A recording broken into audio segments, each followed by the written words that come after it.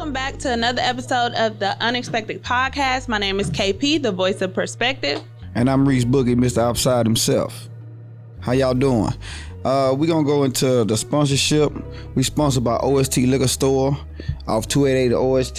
They have whatever you need. If you're in the area, on the 3rd Ward, Southside area, go over there, get it. They got party packets. They got the best prices in Houston. Make sure y'all stop by OST Liquor Store and get what you need. Shout out to them. Also, a surprise for our listeners today. We have a new luxury ride share called Alto now in Houston. That's ALTO. They're also in LA, DC, Dallas, and Miami. Okay. They're giving our listeners $100 in ride share credit. So use our code ALTOHOU. So that's ALTOHOU for Houston. 100, and you just put that in there and they'll give you your $100 of credit. And $100 is a lot. It is. Today, one of our topics, expectations, right? What are those expectations of your work, your family, friends, your relationships? Boundaries, right? Yeah. Like, so they can run parallel, totally different, but your expectations set your boundaries. So right. What kind of work boundaries or work expectations do you have? As far as relationships go? Well, whichever one. I've been at the same job for like 15 years. So my expectations longevity. But yeah, my expectations at work, man, at this point is just to get to work, do your 8 and you straight. You know, I don't really do too much at work. I hang out with a few coworkers, but you know, as far as that, I work with kids, so my expectations is just get the job done, you know. Okay. So, like, I have, like, I don't know, over the years, I started developing, like, just good boundaries. But as far as my expectations, when it comes to, like, a company, right. like, it has to be mutually beneficial. You know, of course, you'll go to work for a paycheck. But what else? Like, is my environment cool? Like, is the culture? You definitely got to be happy. Right. Like, you can't stress me out every day and expect for me to have, you know, a good attitude about coming to work, right? Yeah. So I want to be treated respectfully, just like any other relationship, treated respectfully, you know, make sure, of course, I'm getting paid right, but at the same time, like, you know, offer me some kind of reward for being there, whether it's progression in the field or education or whatever the case may be. And we got to learn how to negotiate a lot of stuff, because a lot of times we just taking what they offer. And a lot of jobs are underpaid too. Oh yeah. Especially in Houston. Especially in the field. I mean, working with juveniles, man, because we wear so many caps as far as you a counselor, you're a therapist, you're a father figure, mother figure, big brother, big sister. The police sometimes. Right. Yeah, you definitely the police, because if they got an altercation, you got to make sure that they you got to break up the fight or whatever. But you the police without the weapons. Right. Right. So it's even crazier. Like, the expectation of y'all is high to perform. And we underpaid, but like I said, I love working with kids. I think it's my calling, you know, as far as working with juveniles, but we definitely underpaid when it comes to that. So I would say expectations is to get a little bit more money. Yeah. Like soon. And also in education, and even though I'm more on the counselor side, working with individuals with disabilities, but I'm in a education hierarchy. In higher education, the pay is about the same. I think in any really social service field where you working with people is underpaid. Did you go to school for that? Yeah, so I have my master's in counseling. And you know, I'm actually coming up on my 10th year of being in higher education. Oh, that's great. So, I know, that's longevity too, huh? Yeah, I didn't even realize it until I just said it. They just give us like a little pen when we do see, that's what I'm talking about. For real, I ain't expectations. Come on now, you can't. When I reach 15 years, I swear to God, give me no pen. That pen, you can't. If I put it on my shirt, you wouldn't even know what it was. It's so small. So I would march down there to HR and be like, "Hey, this is what I brought. Give me a gift table. card or something. Something. Yeah, I need a gift card. I need a raise to 30 something. Yeah, I need something. Merit raise. Go to your supervisor and ask for a merit raise. But the beauty is, I can if I stay on this job. But I'm dialing to a lot more stuff that I want to do. But if I stay on, I can retire. I'm eligible in like 10 years from now. Okay, come on. So you gonna retire at what age? That'll be 46. Ooh. Right. Now, I don't think I'm going to do it, but that'll be too young. Is that your... I'll be eligible. A percentage of your retirement or the full 100%? Nah, it's a percentage. I had to do another 5 to get the full. Yeah. So I'll be 51 then. Telling my age. I ain't want to tell y'all my age, but that's it. So. Shoot, retire and come back. Like, people work at Walmart. Right. At the door. Or even there, if you still want to do it as a, consultant or something. Nah, I wouldn't want to do it no more. I ain't gonna say it. But I don't want to do it now. It's stressful at times because you're working with a lot of different personality, and them kids, they on medication. Yeah. And so they be all over the place some days. Some days I just want to go and relax, especially after a Sunday fun day. I just want to chill. But then I got to wake up on Monday morning. I got to deal with 20 personalities, know, so. Right. It's stressful though. What about your family though? Like, what is your expectation for your family? And that's kind of a hard question for me now that I'm thinking about it. What about you? I don't know. Me and my family, we good. Right. I got six siblings, and it's just like, okay, I would expect for them to be there when I need them, but it hasn't been a situation where I was just like counting on my family to. Right. I think we there for each other for the most part, but I don't think I have really too much expectations as far as that type of stuff go with my family because we close. We grew up together, and I was raised with my mom and my daddy, so I think we there for each other when we need to be there for each other. Right. Yeah, but the expectations, if I call them and I really need them, somebody will be there as far as that go. Yeah. That's cousins too. I got a lot of family. So. Now, does that go along with your friends? Do you hold your family to a higher standard as than your friends? Nah, I might hold my friends to a higher standard than my family. Yeah. You know what I'm saying? Because that's who I talk to more. That's who I'm around more is my friends. Like I said, I was raised with my siblings, so we got like an understanding, an underlying understanding where we ain't got to really talk about it. Right. But as far as friends, yeah. So you have higher expectations for your friends? Yeah. Okay, so tell me about them.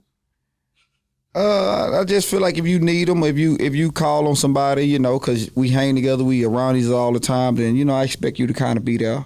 Instead of, I don't need nobody stabbing me in the back. I don't need nobody treat me no type of way. It's kind of like setting the boundaries, though. Yeah. With your friends. So, I got high expectations for my friends, so they know that, though. I think it's so interesting with me because I have no expectations of my friends. Like, it might sound weird, but I'm that friend that, like, say, for instance, I hit somebody up and they don't hit me up until tomorrow. I'm still going to respond to them like they hit me up in 60 seconds, because I feel like I know that life happens, like people dealing with their own stuff. Own personal I'm not going to hold them accountable for making sure my world revolves around me. You know what I mean? Like, I'm truly just like easygoing friend. Let me take that back then, since you said it like that. As far as that type of stuff go, I don't have no expectation on my friends as far as coming to any event or nothing that I hold, because I'm the one, I go to everybody's stuff though. If anybody know me, if you text me tomorrow and say you got something, I'm gonna try my best to make it. And if I can't make it, I'll be feeling bad. But if I do them the same way and they don't make it, I don't really be tripping. Right. So. Because I feel like it's a lot of like those subliminal messages that go around on people's stories, and they're just like, oh, like, I'm done with messing with people that don't return whatever. And I understand the importance of reciprocation, but at the same time, it's like you also don't know what's going on with them. With people. Especially if they're going out for social media. Right. Okay, I understand. We can address your feelings, but why did you even go to social media? Like, we could have had that conversation. But people like me, we got like big hearts though. Yeah. So I think I can get burned. I can get messed over. I can get hurt a few times, and I still do the same thing with the next person because that's who I am. You are. That's just who I am. Like, I'm the same way. I'm not going to change who I am. Yeah, I might have to stitch some stuff up and keep it moving, but at the same time, don't diminish yourself from getting away from who you are based on somebody else. They got to live with that. You know what I mean? Right. And the older I'm getting, though, I had a partner from New Orleans. What's up, Domino? But he told me this when I first met him. He was like, shit, the older you get, the more you're going to have less friends. Yeah. Because, shit, when I was 20, 19, I was running around with 20, 25 dudes. I really be by myself now, but I got like 5 or 6 close friends at this point. So I just feel like I lose a friend every year. I feel like our definition of friend change, as we get older. As you get older, yeah. Like, so it's not necessarily that we losing friends, because in that moment, if we really think about it, like, were they really friends, or did you just go out with them? Now, mine was friends, but I consider them friends and family, but, things happen and, we have went our separate ways in certain situations. People grow and grow apart. Right, but, yeah, I got different expectations now for people, though. As I get older, it changes. Right. So what about, like, for dating? And I know we talked about a little bit about dating, like, last episode. Right. So we could keep it short. But, like, do you have expectations for people that you call your significant other? Yeah. I think everybody should have some. I don't go into the relationship with expectations as far as holding them to be a certain way. But as we grow to know each other, I set expectations on, really just understanding, though. Really understanding. And being consistent with who you are. Being consistent. Right. A family person, you know what I'm saying? Because I got a big family, so I want somebody with a, generous, kind heart type of person. But, just there, Yeah. So. I think for me, outside of the basic expectations, I don't add any additional. So the same ones that I would hold my workplace and everything to, like, treat me with respect, make sure it's mutually beneficial, be honest and be kind, like, basically. Yeah. Some people ask me, like, okay, so you don't expect for them to be faithful? Maybe. But at the end of the day, it's tough, man. 2022, man. That's faithful. It's tough out here. But it's up to them to be faithful. It's not like, even if I have the expectation for them to be faithful, who says they're going to do it? They just have to be able to understand that if they're not, there are consequences that come along with it. I agree. So I don't hold that expectation to that person. I just watch how they are, who they are, and then I move accordingly. Yeah, because usually when I'm like talking to somebody new, they always be like, what's a turn off or what you have? I forgot the word, but they be like, what's a turn off? That always turn you. I be like, I don't know, because I don't go into a new situation would turn me off in the last situation. Right, because it looks different from person. From everybody else. As I grow to know you, then I know, like, I don't like that. What I'm saying? I ain't feeling that side of you, or can you please change this about you? You know what I'm saying? So look, I once had I dated a guy that had a lot of unrealistic expectations. Like, he was like, oh, I want a 2-person household or 2-person income household. We need to make at least $250,000 a year together, like, combined. I would like dinner to be on the table by 7 p.m. Huh? Like, I'm like, what? And so he was talking to me like, oh, well, I expect for me to come home and the house is, clean, smelling good, and so then dinner talk? on the table. I know that didn't last long. So after I found that out, maybe another 2 weeks, just because I had to gather myself, because I feel like, okay, as long as But did you like him, though? I liked him, but then when I realized who he was and what he expected, I told him, I said, I feel like these are very unrealistic. Especially if you're expecting for both people to work full-time jobs and you're looking for me to prepare the meals, me to have the house clean. I'm not going to commit to that. Well, do you think that he was wrong for being upfront? No. Yeah. But I determined that wasn't me. Right. I'm not the person you're looking for, sir. Yeah, because I'm an upfront kind of person too, though, when things are going on. So. Yeah. Yeah. So, but yeah, I'm usually upfront when I'm usually doing things. So sometimes I tell too much in the beginning, and it kind of always backfire on me, later. I don't think it's a backfire. Right. So, like if something happens, y'all just weren't compatible for whatever reason. I believe in that, and I think if you do stop talking to somebody and they come back around, then I think, it's worth it. So about the, like we talked about the expectation. Mm-hmm. How do you set those boundaries where you have to protect your mental and, your mental and emotional health? Like setting those healthy boundaries for work, for family relationships, all of that. As far as work, what I've learned, because I'm such a open person. I'm friendly. You know, as some would say, you know, I invite everybody into my world. I invite everybody into my life. You know, I follow everybody on social media. If I got coworkers, supervisors, you know, if I got something going, I invite them out. Yeah. But the older me has started learning to set boundaries. I really talked about that with my therapist. She was like, you need to start setting boundaries because so many people got access to you. Mm-hmm. You know, so I'm always outside and I'm inviting myself to everybody's situation, but you know, so I got to start setting boundaries as far as... And you got to protect your access. My peace. Your access and your peace. Like, so for me, particularly with work, generally I don't mix leisure and work. I come to work, I do my job, I speak to everybody, I'm polite, I'm kind, I will talk to you about general stuff, but I'm not inviting you out. I'm not, you know. I'm totally opposite. Every once in a while, there's one friend that I probably take with me after I leave that employer. You know, like every once in a while I have somebody, but generally I'm very So when nobody from your work be in your witness, what you telling me? No. That's wild. Now, from my past y'all gonna watch yes. this and see this too. That's crazy. Yeah, yes. You thought you was gonna be in there getting that invite. Well, you might not get an invite. Also, with like supervisors, I can learn a mutual. There can be a mutual respect, but I'm not gonna befriend my supervisor. I'm not gonna befriend a person that I am leading. You know, because it's too much. If close. Somebody get upset, something happens. I think women think like that, man.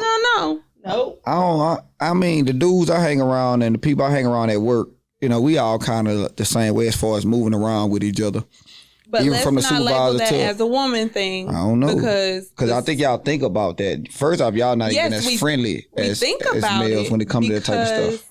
We have had to, you know, like whether it's with a male supervisor, a woman supervisor, whoever, we have to set boundaries everywhere we go. Right. When it comes to sexual passes, jealousy, you know, somebody's wife getting... So would you talk to somebody at work? Have you talked to somebody at work? Absolutely not. That's another one of my boundaries. That's one of your boundaries? Nope. Ain't nobody gonna be able to know me personally at work. Right. Y'all know what I show y'all. They say don't play where you work at. Like I didn't play. My work boundaries are very rigid. Like they're firm. Right. Now, when it comes to like family, friends, it gets a little looser, but they're kind of firm, you know? So I just got to make sure that, you know, I know myself when I'm dealing with relationships. Work isn't really a relationship. Yeah, you'll have your working relationship. So what's the boundaries with your family then? Boundaries with my family is just making sure that I do what I believe is best for me. Right. You know, because a lot of times you get a lot of pressure from your family to go down one way or another, or stop traveling so much, you're a woman, or, you know, stuff like that. And for me, I see it as opportunity, exposure, seeing some different shit, you know, like that's what I see it as. But people who have never been outside of these two states, Texas and Louisiana, they're not going to be able to relate to that. So I have to... I don't do that because I ain't been to many places. Right. Yeah. I mean, and I understand it, but at the same time... But I can relate though, yeah. Right. My mom, like for instance, my mom, and it's never any like argument or anything. My mom will say, hey, like, sit still, you know, like, why you traveling all the time, blah, blah, blah. But again, like we got her a passport, you know, those don't expire for 10 years and she has never used it. She still ain't used it. You know what I mean? So it's just like... Well, have y'all ever bought tickets to go somewhere? That's what I'm planning to do now. You gotta take her somewhere. Well, I actually did. Cause I'm like but your then mama. COVID happened. I'm like your mama. Like, I ain't going nowhere. People tell me every year, man, get a passport, and I'll be like, you can't miss nothing you ain't never had. So I don't even be pressing myself to get a passport. You definitely should see the world. But I want to get one in the next month. So that's my goal, is to get one in the next month. I'm gonna hold you to that. Right, but as far as me and boundaries with my family and friends, again, I don't really set boundaries. I think people learn as you go how to play with you, how to move around you, how to, you know, treat you from what you put out there around them. Right. So I think mine is unwritten when it's come to me. Like, yeah, so people just know not to play with me. I think, like you said, as we grow, I think that just like expectations, just like learning what love is, showing what love is, boundaries change. Like what you used to allow, you might not allow anymore. Definitely. So it's just like learning what you absolutely will not deal with, put up with, and then being comfortable enough to walk away when it happens. Because it's going to be important for you to like be consistent. Like we said, if I say I'm not going to take you. Okay. So my mama taught me a lot, like very early in life, to nip shit in the bud. Right. So as soon as you see a problem arising, nip it in the bud so it doesn't spoil over and make it a bigger problem and all that other stuff. So if there's a situation where, say for instance, we have a disagreement and I'm talking to you, like, yeah, I might be firm, but I'm still respectful. Right. But if you're raising your voice, cursing, whatever, you cutting that short. Hold on. Like, we can walk away right now and come back and talk when you're ready, because I'm not going to let you talk to me like that. I'm a tourist, though, so I don't What know. that mean, Reese? What I'm saying is I'm a tourist. I just shut down. I don't even got time to even deal with certain situations. Okay. I just be like, I'm over it. So do you believe that women are more emotional than men? No, because if we Good. Let me tell you. Answer. Let me tell you, because what's going on right now with Kanye and Kim. Oh Lord. I think in that situation, Kanye is more emotional. I think most men are emotional. Thank you. But I think they got pride. Yes. I think men just got a lot of pride, so they don't want to do the things that Kanye West is doing. But most men feel like that, especially about a woman that they was in love with, and it ended not in a cheating manner or something like that. Like if you was in love with somebody, but y'all just separated, you don't want to see her with nobody else. You know what I'm saying? But most men not gonna say that. Right. So I would say that women are more verbal about how they feel because they're used to being that way. Men are still so reserved with verbalizing their emotions. But I feel like men are just as emotional, if not more, in a lot of situations. Whether it's you shutting down. I'm an emotional nigga. I'll tell anybody. I'm emotional. I ain't gonna lie to you. Every chick I ever really been with, they know, like, I'm emotional. I speak how I feel. I tell you how I feel. Shit. I'm emotional, though. Keep doing that, though, because I feel like that's so important for men to have that outlet. And I think long as you honest and you in that space, and it's still a respect thing. Like, the woman still respect you. She still know, like, okay, he got his heart on his sleeve, when he talking to how he feel. I ain't never been like disrespected for being emotional in my relationships. And I don't want to keep using the word emotional because. Why does that make you feel uncomfortable? Yeah. Passionate? Yeah. Passionate is definitely a good one. Yeah. I'm more passionate than emotional because emotional is a tough word to use. But why? Why what? It just makes you. We're gonna introduce a new segment, wine therapy for Reese. Why is that? Listen, I ain't about to get over here and pour my heart out. But it definitely it's soft. Like being emotional. Don't say it's soft. No, I'm just saying what they teach me and coming up. Okay. Like I'm from the hood, so coming up, I was raised with brothers, my old man, you want to talk to be emotional, you know what I'm saying? You want to talk to really explain your feelings or talk how you feel. Them. Process them, yeah. Because you was always, in the environment I was in, was always around something, that you had to be tough. So just get over it. Right, so. Don't talk about it. Yeah, I get that. But back to Kim and Kanye. Look now. I've never been a fan of neither of them. Oh, no, I used to watch the Kardashians. You on your own. Look now, so I remember when, Kim, she did a whole interview about, hey, like, I'm just going to be famous. Be like, okay, what you going to be famous for? Like, what's your talent? Like, what are you going to do for the world? No, I just want to be famous. At that moment, I zoned out from her. Of course, in the years to come, there was the Ray J situation. There was Reggie Bush. There was like a long list of black celebrities, that she dealt with. Nick Cannon, like just. Right. So you kept up with it. You just wanted to. No, like the things I ain't that know I she talked to Nick Cannon. The things that I heard along the years, it just confirmed exactly what she said at the beginning. Like, if somebody tell you who they are, believe you don't think that's talent? Hell no. I don't know, man.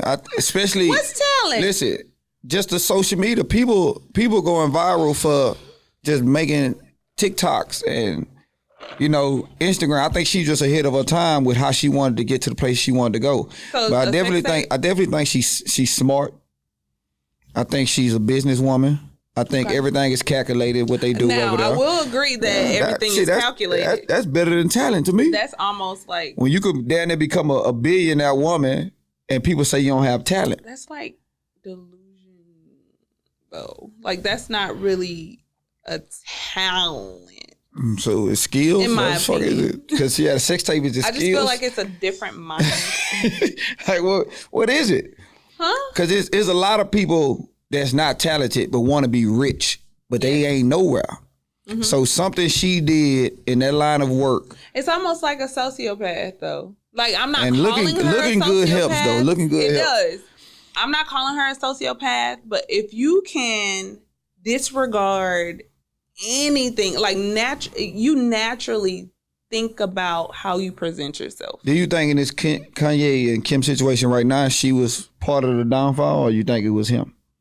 I'm pretty sure it was both of them. Because, okay, so Kim... I mess with Kanye, by the way. Huh? I said I mess with Kanye, by the way. That's my... I represent... I support Kanye right now. Okay. And the documentary was fire. Okay. Go ahead. Well, look, so I feel like Kim knew about his mental state before they went down this road. And why is it a mental state? This is what I go back and forth with. He does have a mental state. He came out and said he was bipolar. Right. Everybody, I'm bipolar. No. You don't want to be diagnosed with I'm saying, though, I think a lot of people, I think he's very honest. He's honest, but he also doesn't have a regard for anything else. So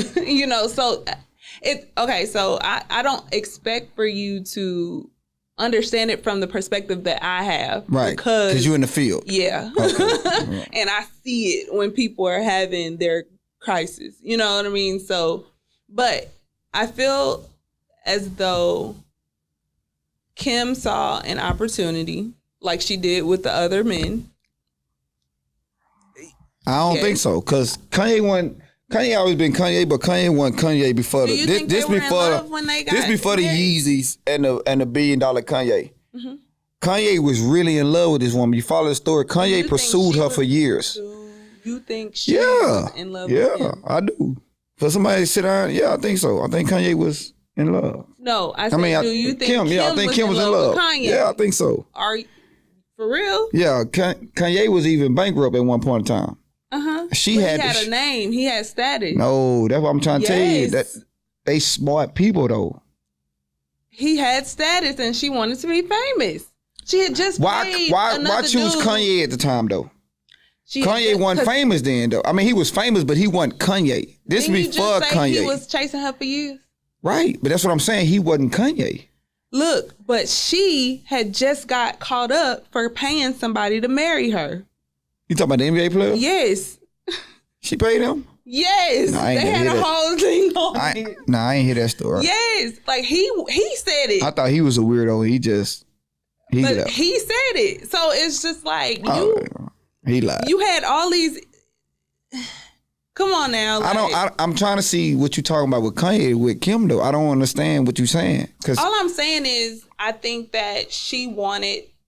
Both of them are controversial, right? Like, they do stuff for the media to pick up on it so they could get more attention on them. That's what they do. Well, they got TV show. I believe that that's the reason why they got together, why they produced, but then she just decided, oh, I can't do this anymore. Now I need somebody that is going to make me laugh. After I've already soaked up this status and Kanye was wilding though, and built on it. I'm on Kim's side. Kanye was wilding, you know, and when they filed for divorce, no, but she was there for him too. When he went to the hospital, she was there by his side trying to make sure Kanye, when he was saying crazy stuff about the president and all that kind of crazy stuff, he was like really messing up her brand and her name with the son of stuff she was doing. But she was still. Went to Ellen and was like, I don't agree with a lot of stuff he says. I said, yeah, but. Good. I do feel like, of course. Well, at that time, she was kissing on Pete so that's a different story. I don't even know. Because Kanye said, why you brought me to, what is it called? What? Saturday Night Live? Why you brought me to Saturday Night Live and then you kissed Pete while I was there? So they had been dating, but Kanye ain't know. So, but that goes along with what I'm saying. I feel as though everything was calculated. And then you wonder why you get the situation that you get. You knew his mental state before you came up in here, and then I don't know, man. You don't think she knew? I don't know if it's a mental state though. What you mean? Kanye is just a genius. Oh my gosh, that's Yeezy. Agree to disagree. What man's name is Kanye? I think he's very good at controversy. No, man. I think he in love. That's one thing I know for sure. Yeah, I wouldn't doubt that. I can't say the same for Kim. Clearly, right. Because she walked around with somebody that talks shit about him. So I got a question then. So she talking to Pete, and Pete know everything that's going on. So is Pete the same way as Kanye? Is he calculating with his moves and how he moving? Probably. Because who want to be in a situation with a woman who ex is considered a narcissist and putting all his business out there now? You know? I would agree. I just think the whole industry is kind of, they always attention seeking. I think there's probably you get paid for drama. They do, because they don't have talent. Well, Kanye does, but Kim does. Kim gets paid for drama because she Kim a whole lawyer. You don't disrespect Kim. What's up, Kim? We're not gonna go into that. Kim a whole lawyer, and she went to classes. I mean, online classes. I remember. I watched the show. Yeah. Did you read how she got her? I ain't say I read. I said I watched the show. Well, supposedly she didn't have to she took a baby test, whatever she calls a baby test, but it wasn't the test that everybody else got to take. It's the baby bar. It's the bar to see if you qualify to pass the big test. That's what a lot of stuff does. And she hasn't taken the bar yet. All right, but damn. So she's not a lawyer. I'm just saying. She got. There's no hate. I'm just saying. One thing about I'm for the black community, man. Black excellent. Yeah. Lawyer or not, she fighting. She getting people out of prison. So I'm riding with that. So a lot of men she got freed so far. She sure did. And if that's not a talent, I'm glad she's tapping into that now. Right. Yeah. She got black kids. Yeah, she gonna tap into it. Yeah. Exactly. She gonna make sure they all right. Now she's thinking like a regular person. Right. I think we can both agree that Kim and Kanye are calculated in this whole situation, even with Pete is probably calculated. So right, because in the past year they have both made a lot of money, you know, dealing with this drama. Kanye with the Netflix documentary. The Kardashians got another show coming out on Hulu now that's paid them major money for it. So they got a lot of makeup lines and just crazy stuff that long as their names is in the tabloids and, you know, they're going to be ranking number one because just who they are as people. So, you know, but at the end of the day, I'm riding with Kim and I'm riding with Kanye. I want to see them both continue to win. You know what I'm saying? Because Kim cold. Yeah. Huh? Okay. Who you riding with? Who you got? The people I know. That's crazy. Yeah, well, a wise man once said we're going to get out of here. You know, always protect your peace. Yes. Make boundaries. And definitely set expectations every time you meet somebody. He said that wrong. You set healthy boundaries. What I said? You said set expectations every time. So set what? Set boundaries. Healthy boundaries. Take your time. Be consistent. Well, you said it. Be firm. And be okay with walking away. We out.